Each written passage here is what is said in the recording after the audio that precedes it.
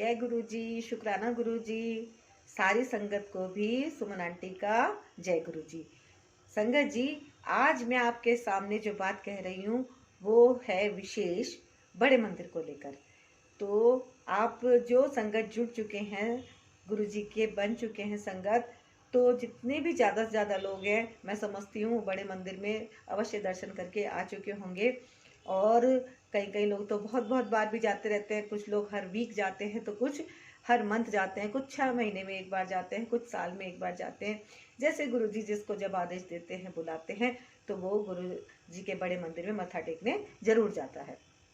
मैं भी बड़े मंदिर होकर के आई हूँ, तो मैं आपको वहीं की कुछ बातें बताने के लिए यहाँ पे ये सत्संग कर रही हूँ। तो आप सभी लोग इस वीडियो को ज़्यादा से ज़्यादा शेयर करें, ताकि ज़्यादा से ज़्यादा लोग जो थोड़ा बहुत आलकस भी कर रहे हैं किसी कारण से, बड़े मंदिर अवश्य होके आए। बड़े मंदिर है एक ऐसा मेडिकल स्टोर जहाँ पे मुफ्त में दवा मिलती है। बिल्कुल सही कहा, हाँ जी। तो जब हम वहाँ पे मत्था टेकते हैं, वहाँ पे बहुत अलौकिक शक्तियाँ हैं। वहाँ का इतना ज़्यादा पॉजिटिव ऑरा है, बिल्कुल शांत वातावरण है। वहाँ पे जो शिव जी की मूर्ति है वो भी चमत्कारी है।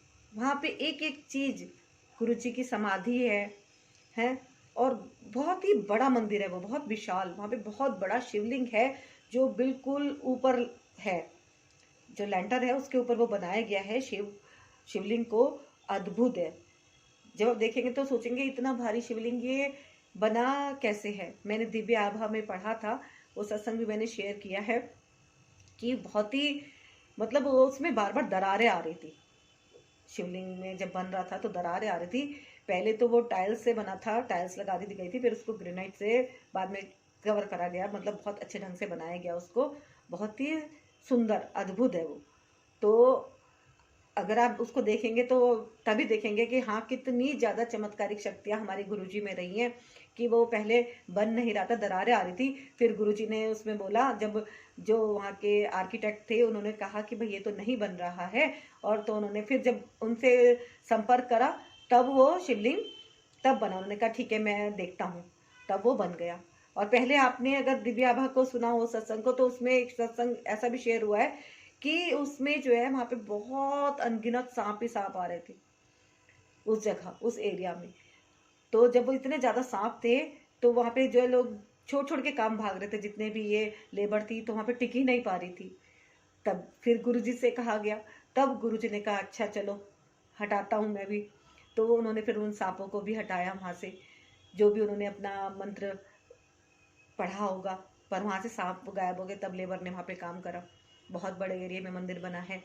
फिर वहाँ पे पानी नहीं मिल रहा था, पानी की बड़ी परेशानी हो रही थी जब मंदिर बन रहा था।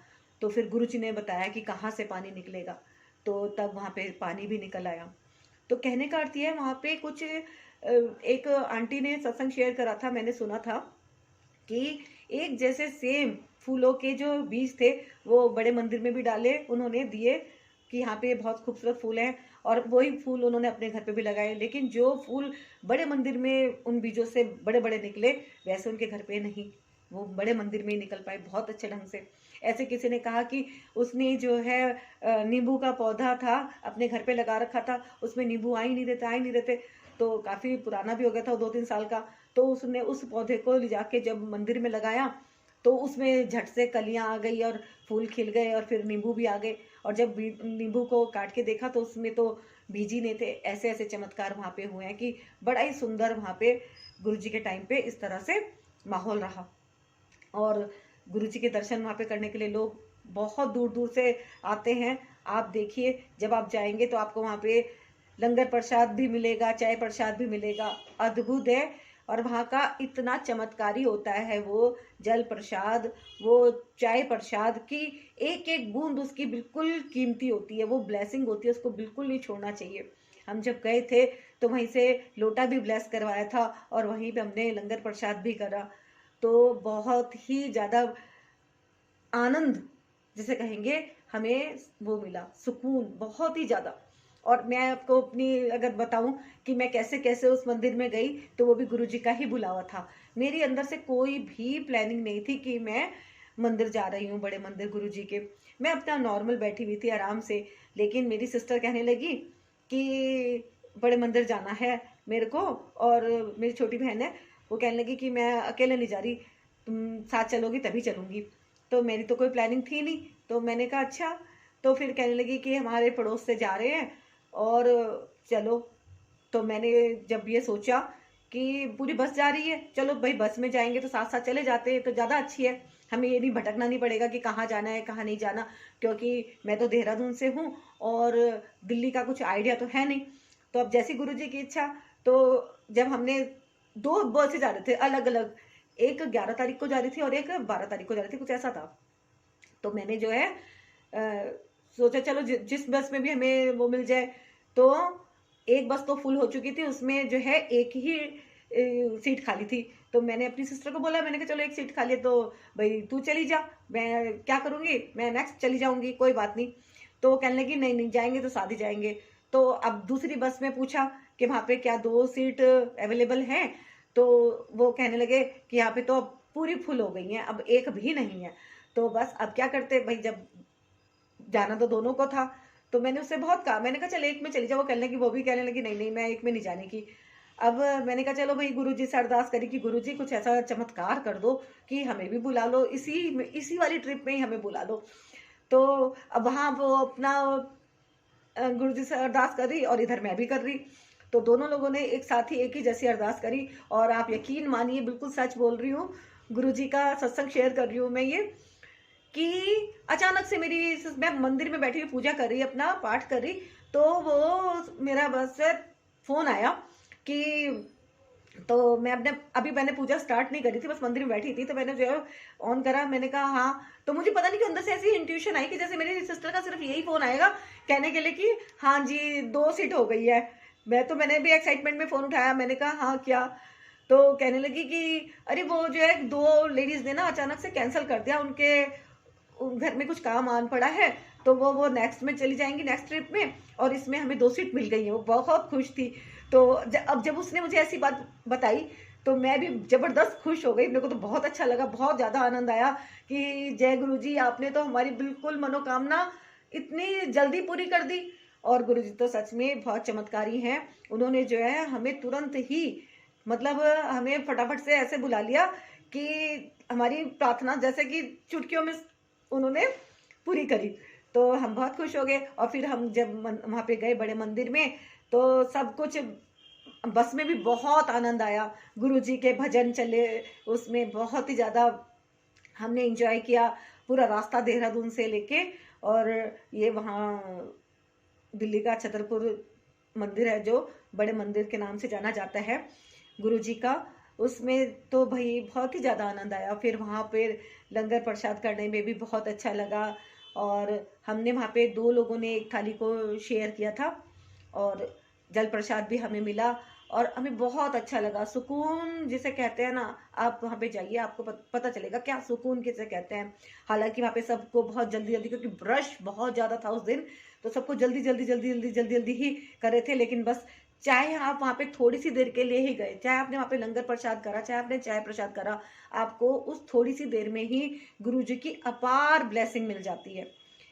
तो ये तो अनुभव बहुत ही प्यारा रहा, और मैं आप सबसे ही ये बात कहती हूँ कि अगर आप अभी तक बड़े मंदिर नहीं गए हैं, क्योंकि काफ़ी सत्संग मैंने सुने तो जिसमें ऐसा भी हुआ है अभी तक कि कहीं लोग नहीं जा पाए हैं अभी तक बड़े मंदिर, तो अगर आप नहीं गए हैं तो आप गुरुजी से प्रार्थना कीजिए, वो आपको अवश्य ही बुलाएंगे बड़े मंदिर।